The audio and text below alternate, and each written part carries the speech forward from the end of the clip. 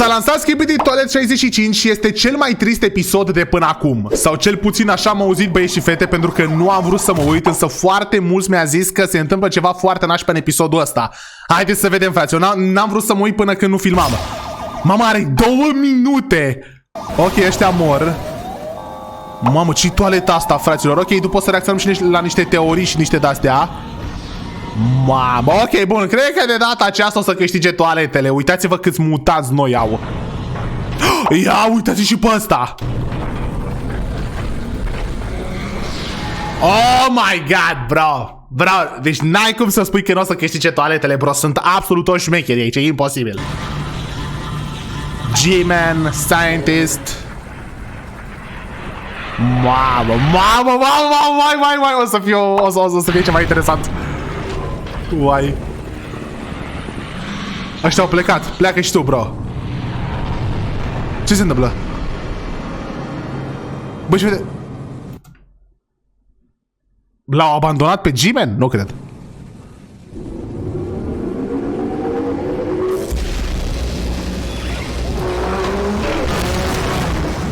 Bro, l-au abandonat pe G-Man să se bată cu ăștia doi? Na, nu cred. Stați că episodul e mai lung, n-are cum.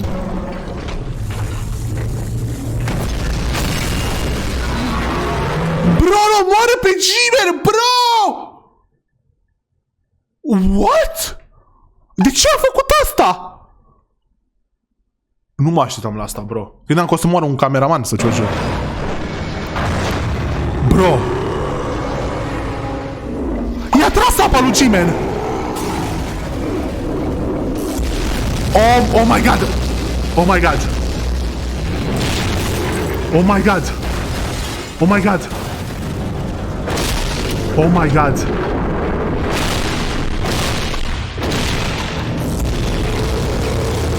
Bro, eu nu cred că... Eu cred că cineva moare aici. A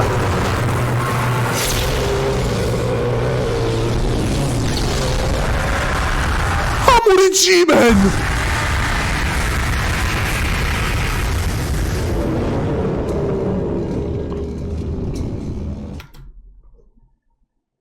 What? Era un robot? A murit G-Man. Holy shit, băi și fete. Sunt extrem de confuz în momentul de față. De ce l-au abandonat ăia pe G-Man? Nu înțeleg. Chiar nu înțeleg, bro. Sunt super confuz. Ăla nu era G-Man? Băi, asta e puțin. Bă. Oh my god. Oh my god. Oh my god. Ce bă, mă face, bă, ăla nu era G-Man? Ați văzut că era altă persoană. Bro. Nu-mi spune că a fost doar o capcană și G-Man de fapt nu n-a murit.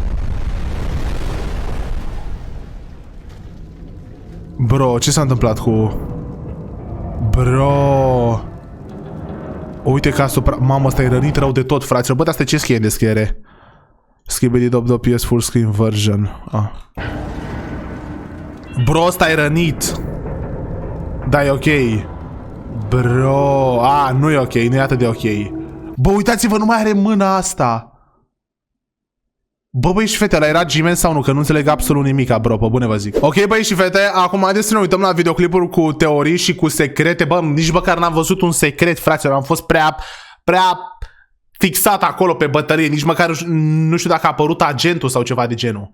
Bro, l-au trădat pe G-Man, man. Mi se pare insane. Hai să vedem. Mi se pare insane rău de tot. This is something incredible, my friends. In this video, I'll show you all the secrets and Easter eggs of episode. Asta este cel mai nebun episod de până acum. 65. We'll talk about G-Man. Has he always been a robot? Will he or one of his clones return in the new episode? Bă, frate, uite că dacă o să se întoarcă el sau alte clone. Bă, și dacă n-a fost ăsta G-Man, bro? Why did the scientist betray him? De ce l-a trădat omul de știință? Bă, băi și fete, știți ce zic? Adică, bă, eu aș zice că poate ăsta a fost planul lor. Dar ați văzut că G-Man era șocat când ăsta l-a trădat, știi? Also discuss the Titans, what they lost in combat and how they'll be improved soon. Also, have you seen the secret agent's appearance? Ai văzut? Ăla secret nu l-am văzut. Hai să vedem. Hai să vedem. Get your tea and snacks ready and watch to the end so you don't miss the best part. Let's go. At the very beginning. Mamă, deci asta este cel mai tare. Cel mai tare. Pur și simplu face cel mai tare episod. We see these agents being attacked by Skibidi policemen. Remember in episode 61 we saw them with Speaker Woman. And by the color of the shirt, the POV cameraman is this same agent again. Ok, este același agent. Mamă, e agentul ăsta de episodul 43. Bă, dar băieții ăștia chiar fac analiză pe text ca la bac să oară, frații. But I've talked a lot about this agent in past videos. Now let's get back to the analysis. The cop didn't destroy him even though he had 2 more loaded spears. I think this is again needed to scare the Alliance. As we remember, the scientists can see what's going on with the cameramen via TV man streaming. Skibidi scientist squad also left one of the cameramen alive on purpose, so he could see everything that was going on in episode. Acum ne explică cum funcționează camerele și astea. Bă, vreau să știu ce s-a întâmplat, bro. Of course, the Skibidi knew there was a trap for the Titans and wanted the entire Alliance to see them destroyed. Mamă, uitați-vă. Notice that there's no blood on the cameraman. Opa, nu este nici puțin sânge. His torso is wounded and there's only marks around him like he's a robot. I can't quite figure out why some of them have blood and some of them don't. It looks like Defuk is keeping both options to himself in case he reveals to us how the agents are constructed. Like I said, the action takes place in the same location as episode 60. We see the same hangars from a different angle. These agents at the beginning of the episode were on this building or somewhere close to it.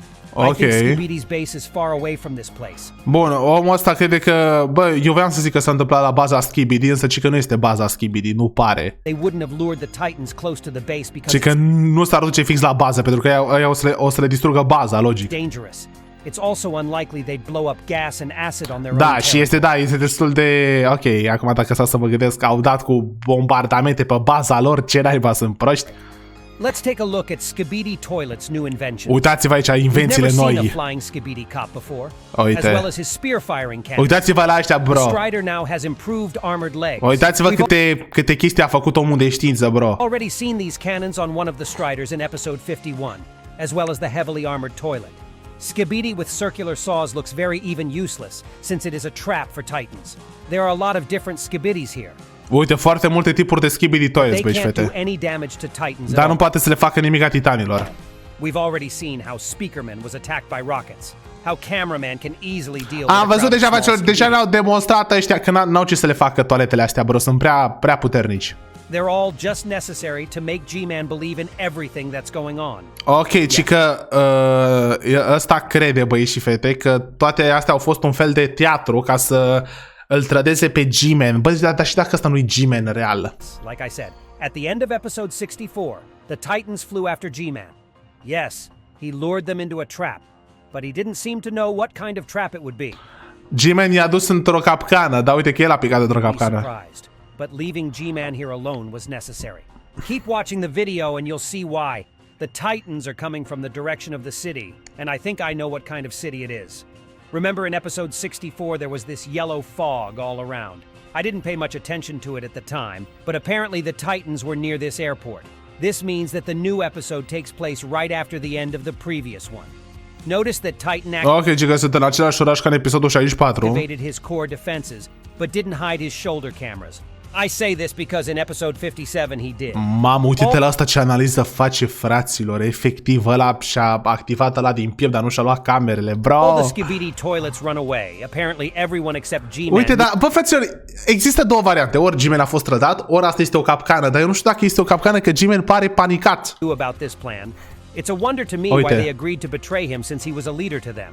A fost un lider, bro. Maybe Skibidi scientists confused them. Adică, dar mai știți că s-au certat și în trecut. Mai știi că s-au certat. Maybe he gave everyone the command retreat, except G-Man. But the Skibidi didn't know that G-Man would stay. They also didn't see this gesture, and they were running away.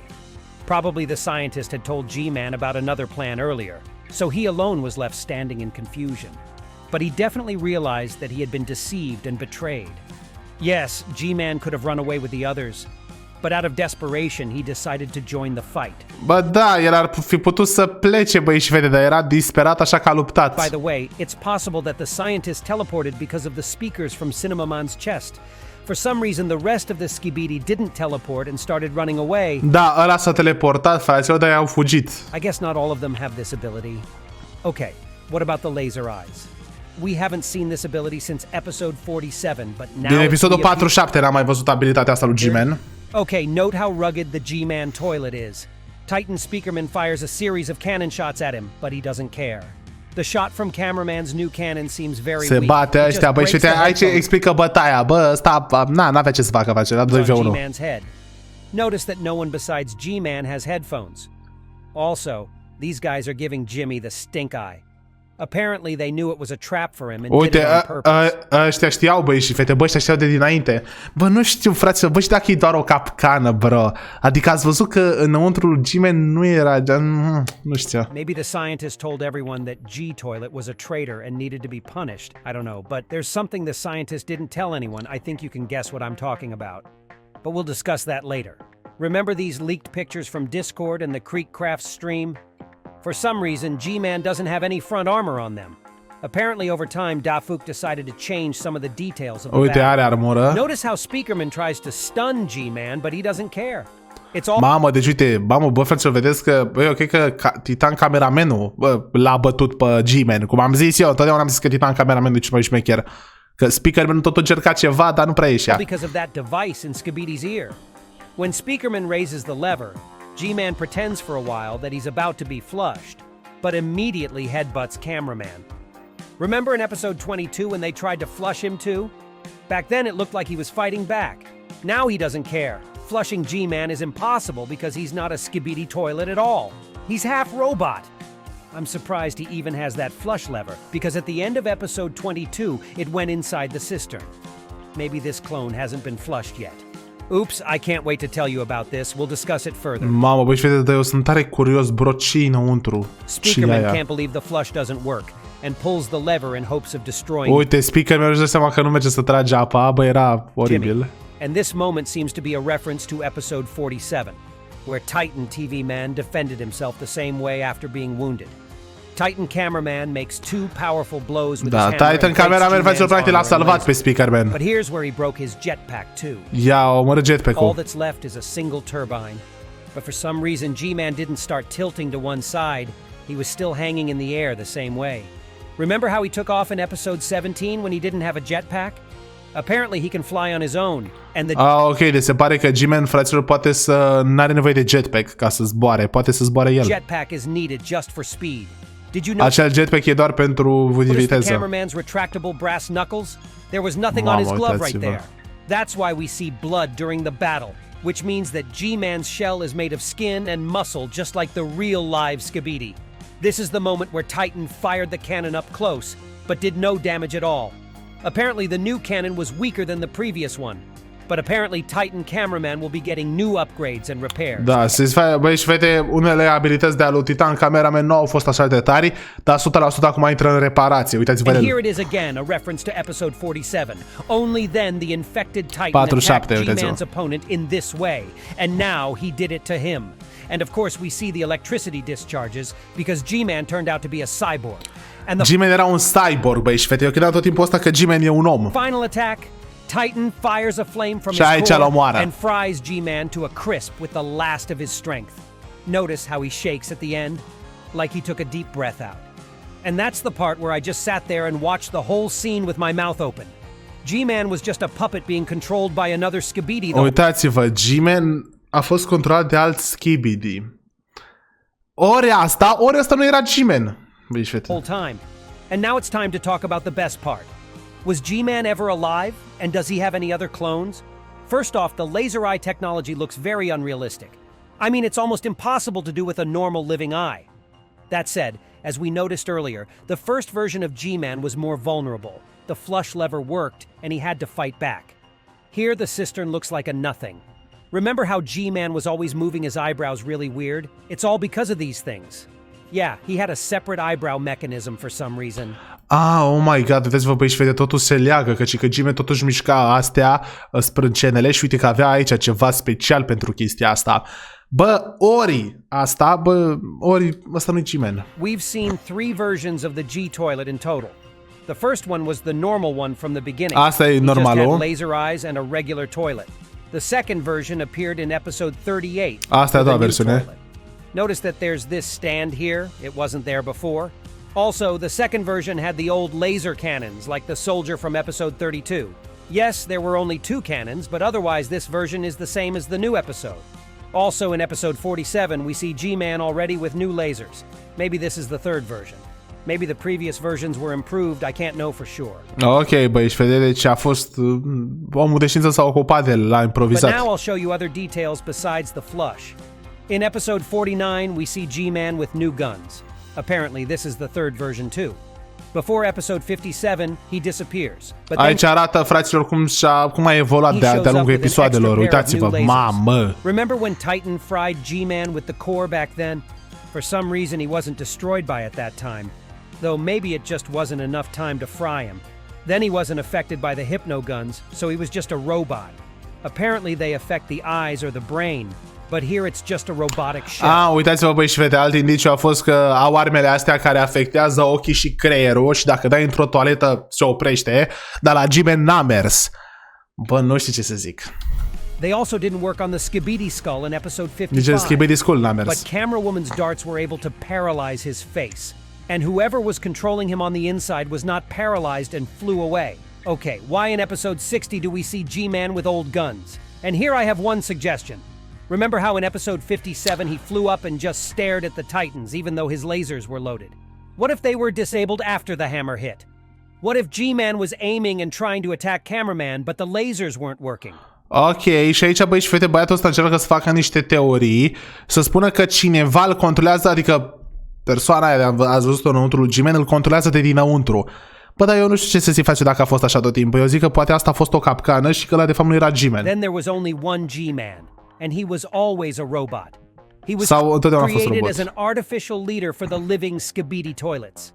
G-Man was specially made strong and invincible so that others would obey him. Then he was improved with armor, lasers, and other things. In episode 47, his laser eyes broke and he was given extra lasers instead. Aici explică istoria lui, băi, și fete, că el de fapt a fost creat artificial de către...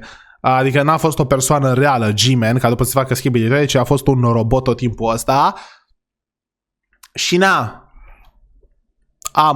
cum zice, nu a murit, dar a avut bătălii pierdute, a trebuit să fie reparat și tot a evoluat. The new versions of the lasers were broken and G-Man got the old versions. His shell consisted... Uite, și arată, fraților, că în episodul 57 el nu a tras cu laserul pentru că nu mergeau acele lasere și după, în celălalt episod, avea laserele vechi care alea mergeau. ...of skin and muscles like a living Skibidi, so it can be paralyzed and has blood in it. However, G-Man himself is controlled by another Skibidi, so he can't be paralyzed with a hypno gun. Before the improvements, his cistern worked and he had to fight back, but then it was disabled somehow. Before, G-Toilet was needed as a small boss to control Skibidi. But now the scientist wanted to be the boss on his own. Uite, acum omul de știință voia să fie el șeful și l-a lăsat. Bro, și dacă e o idee bună. Himself bigger and stronger than G-Man and made G-Man look like a traitor. Remember in episode 60, the scientist didn't let the Astro Toilets attack G-Man. He didn't want to save him, not at all. It's just because there were a lot of toilets around, they would have seen that G-Man was a puppet, probably created by the scientist. Oh my god! Bă, băi, și fete, fiți atenți. Mai știți atunci când s-au certat, adică și scena asta, când s-au certat aia și vreau să-l omoare pe G-Man, că nu e bun. Și l-a salvat omul de știință. Omul de știință poate nu voia să-l salveze, însă nu voia să... Erau toate toretele acolo, nu voia să-l omoare pe ăsta și să-și dea seama că el de fapt este doar o marionetă controlată de el, de omul de știință. Mamă, ok, asta e o teorie bună. Asta e o teorie bună, băi și fete. Probably because he gave the infected Titan to the Alliance. But he couldn't make everyone see his real face, so he left him alone. But to make sure... De aia l-a abandonat aici, ca să poată ăștia să-l omoare și să-și găsească propria... să afle propria lui față. No one would see the wreckage later. The scientists sent barrels of gas and acid at the Titans and G-Man. After the poison, there would be nothing left of G-Man. Uite, și de aia a trimis și chestiile alea ca după să nu mai rămâne nimica din G-Man. Băi, și fete, credeți că omul de știință este acest... nu papițo, ăla care... păpușarul. This plan worked out brilliantly. Mamă, bă, asta este o idee bună. Bă, ok, eu cred în teoria asta, băi, și vede că așa era. Adică tot timpul ăsta G-Man a fost controlat de către omul de știință și de-aia n-a vrut să-l omoare. Pentru că vedeau toți ăia și l-au omorât acum. Nu cred că asta a fost o clonă a lui G-Man, că și G-Man părea foarte panicat când l-au abandonat. Dacă era un plan, era altceva. Nu era panicat. What can I say? The scientist turned out to be a true genius. Mamă, ăsta chiar e un geniu, băi și fete. Deci aici, practic, Skibidi Toilet au câștigat. There may be other bosses besides him, we don't know that. But for now, Skibidi the scientist is the biggest and apparently the most important toilet of them all. Skibidi the scientist e numărul 1. Okay, let's get back to the Titans. Unfortunately, cameraman didn't have time to jump back from the approaching kamikazes and took the hit on his shield. Speakerman proved to be more agile and dodged the attack while Speakerman a plecat, dar ăsta nu. POV cameraman was standing far away from them, but he was still thrown back by the shockwave. He was standing on one of these buildings apparently. By the way, did you notice the secret agent? No. It's Dafuk again. Like I Oh my god, uitați-vă unde l-a pus, bă, băi, și de cum puteam să-l văd. said, he'll be watching the Titans in the new episode. Cum? It turns out he's not helping either side. He's just leaving clues for the viewers. The trap was planned very cum adică? well. This Skibidi had barrels of acid to damage the Titan cameraman. Ever since episode 55, the Skibidis realized that this is Titan's weak spot. The neighboring pilot had gas barrels to make the explosion bigger, and the three planes had warheads on the nose to make sure it all exploded. Uitați-vă la ei, bro, bombe peste Also, all bombe. this was done when cameraman used up all the core energy to destroy G-Man. Și acest kamikaze a fost făcut după ce și-a consumat toată puterea. Luckily, Titan survived thanks to his shield. Din fericire a supraviețuit, dar totuși. Also, there is a crack on his main camera. His core and guns are sparking, and there is a lot of acid on his shoulders. Apparently, he will be rebuilt and improved again in the lab. Titan gives thumbs up because he survived and defeated G-Man. El dă thumbs up că a supraviețuit. And just so you don't forget to like this video. But then he și aici dă you'll like. find out more about that in the new episodes. Bun, și aici s-a terminat, băi și fete. Bă, fraților, scrieți la comentarii ce părere aveți. Deci există două teorii. Ori, tot timpul ăsta, G-Man a fost o marionetă a lui Skibidi Scientist, lucru care are sens, mai ales cum a prezentat-o băiatul ăsta, că n-a vrut să-l omoare atunci, să nu vadă toți, după l-a omorât, a dat cu bombe peste, să nu vadă nimeni. Sau ăsta a fost doar ceva de o capcană pentru titanii și de fapt ăla nu era G-Man, era altcineva. Da, G-Man ăsta a fost uimit când a văzut că a fost abandonat. Nu știu, scrieți la comentarii ce teorie aveți. Eu am zis că la început ziceam că bă, ăsta a fost o clonă, nu știu ce, dar acum nu cred, sincer. Acum cred 100% că G-Man tot timpul ăsta a fost controlat de către omul de știință și de-aia n-a vrut să-l omoare atunci când s-au certat, ca să nu vadă alte toalete, că bă, de fapt el îl controlează.